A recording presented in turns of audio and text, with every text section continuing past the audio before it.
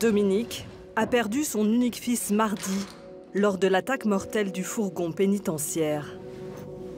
Arnaud Garcia avait 34 ans. Mon fils, j'aurais voulu qu'il soit mon meilleur copain.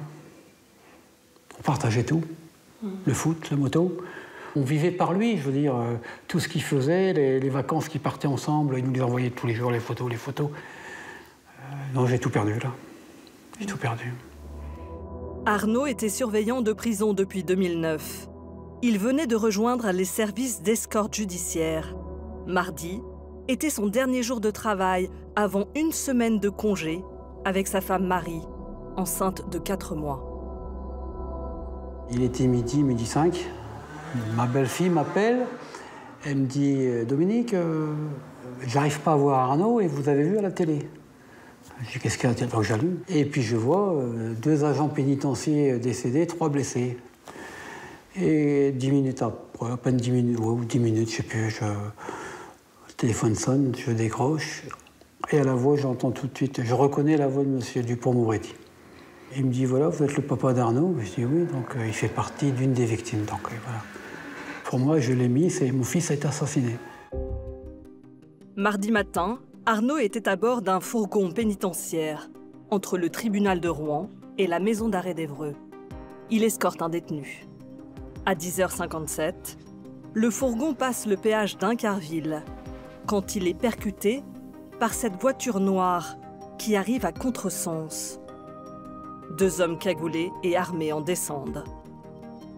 Cette sidérante séquence est filmée par la vidéosurveillance du péage. Frédéric Bescon, lui aussi, est surveillant pénitentiaire et ami d'Arnaud.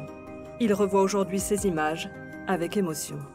L'attaque commence immédiatement et on voit tout de suite les autres assaillants qui arrivent par derrière. Et là, c'est des images qui me glacent, qui sont effroyables. Mes collègues n'ont aucune chance. Là. Ils sont bloqués des 2 côtés. Ils peuvent pas ressortir d'un côté ni de l'autre. Mes collègues sont complètement pris au piège. C'est dramatique. On voit très bien que c'est une opération de gens qui sont préparés, qui sont sûrement entraînés, voilà, qui n'ont pas peur de canarder, de provoquer la mort d'agents. Il n'y a aucun respect de la vie humaine. C'est pitoyable. Au bout d'1 minute 40 d'assaut, un surveillant avance courbé sous la menace d'une arme, avec sans doute la clé permettant d'ouvrir la cellule et de libérer le détenu. On le voit ici, avec ses baskets blanches sautées du fourgon. Une évasion millimétrée. Anaïs rentrait du lycée en bus. C'est la police ou c'est quoi? C'est pas la police, putain. Avec une vingtaine de passagers, elle est coincée au péage et a vécu l'attaque en temps réel. Quand on est à peine arrivé, il y a une voiture noire qui a foncé dans le fourgon et on s'est tous jetés au sol en fait. Et moi je me suis jetée par la suite ensuite au sol et on a tous paniqué, il y a eu des coups de feu et il y en a eu beaucoup. Je me suis dit ça y est, c'est la fin. J'ai commencé à paniquer, je me suis dit je vais mourir. Et je voyais il y a tout le monde qui était en panique, qui était comme moi, il y en avait une, elle était en train de prier dans le bus, ça me faisait de la peine. Le commando tente ensuite de mettre le feu à la voiture bélier avant de s'enfuir avec le détenu. Ils vont parcourir une trentaine de kilomètres et abandonneront leur voiture calcinée dans la campagne normande. Le bilan est très lourd. 2 agents pénitentiaires ont été tués. Fabrice Moello, 52 ans, et Arnaud Garcia. 3 autres surveillants sont grièvement blessés. Leur pronostic vital n'est aujourd'hui plus engagé. Dorian Coge, l'ami d'enfance d'Arnaud, est le maire de la commune où ce dernier vivait. Il l'a vu la semaine dernière. Il était tout fier de nous apprendre qu'il allait être papa. Voilà, Marie était enceinte de 4 mois et c'est vrai qu'on ne les a jamais vus aussi heureux que mercredi dernier. Mercredi, il nous a appris qu'il avait été muté depuis le 1er mars en fait, dans cette équipe où il pouvait aller, il avait maintenant tous ses week-ends et toutes ses nuits pour pouvoir le partager justement avec son futur enfant. Je crois que c'était vraiment ça le but de sa demande de mutation. Le drame d'Incarville provoque une vive émotion nationale. L'administration pénitentiaire dont je viens rencontrer l'état-major pour faire le point. Est en deuil. Notre pays est en deuil. Les réactions politiques s'enchaînent. Mesdames et messieurs les députés, en mémoire des fonctionnaires assassinés dans l'exercice de leur mission et en solidarité avec leurs familles et leurs collègues, je vous demande de bien vouloir observer une minute de silence. Ainsi que les hommages solennels.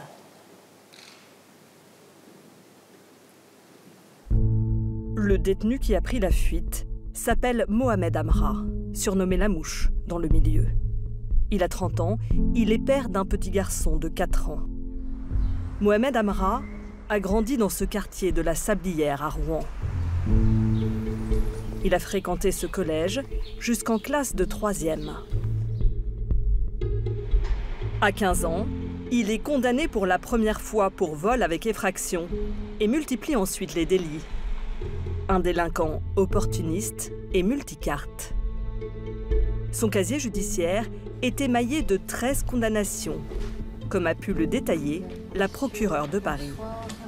Elle porte sur des atteintes aux biens, notamment des vols avec effraction aggravée. Son casier judiciaire ne porte à ce jour mention d'aucune condamnation pour infraction à la législation sur les stupéfiants. 3 mois d'emprisonnement prononcés le 4 avril 2020 pour un rodéo motorisé. 3 ans d'emprisonnement prononcés le 5 janvier 2022 pour vol avec effraction, association de malfaiteurs en vue de la commission d'un crime, extorsion par personne dissimulant son visage. Mohamed Amra n'est pas inscrit au fichier des détenus particulièrement surveillés. Pourtant, en 2022, il est mis en examen dans une affaire de tentative de meurtre dans la banlieue de Rouen. Et en septembre 2023, pour complicité dans une affaire d'assassinat sur fond de trafic de stupéfiants près de Marseille.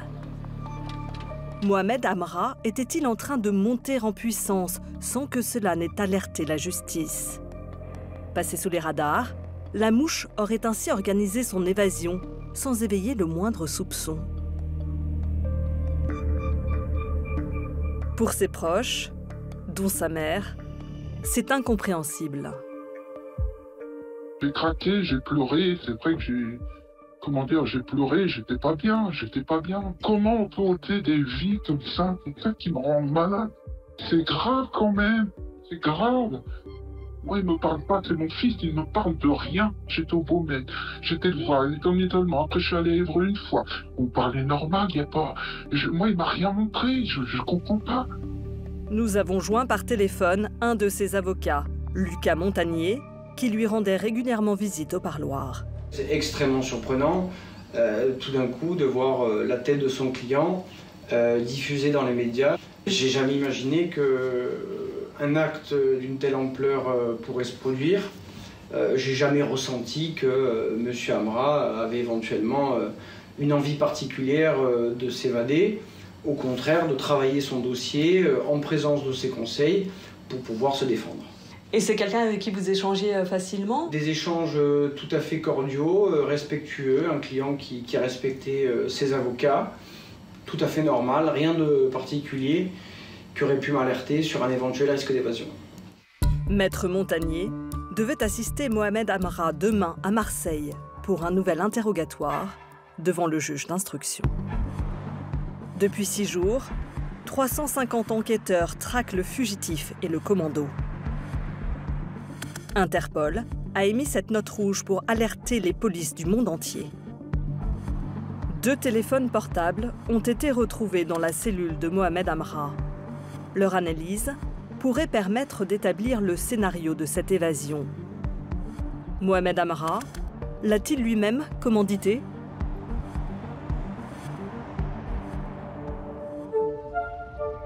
Dans son village natal de Blangy-le-Château, les funérailles d'Arnaud Garcia se préparent.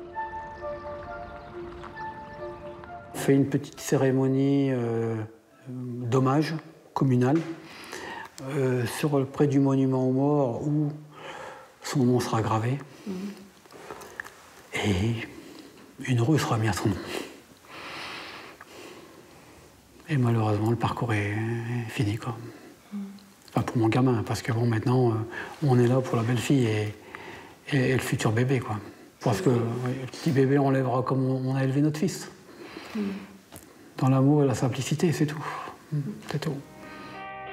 Arnaud Garcia sera inhumé samedi. Un hommage national sera prochainement rendu en mémoire des 2 agents. En attendant, la traque de Mohamed Amra, elle, se poursuit.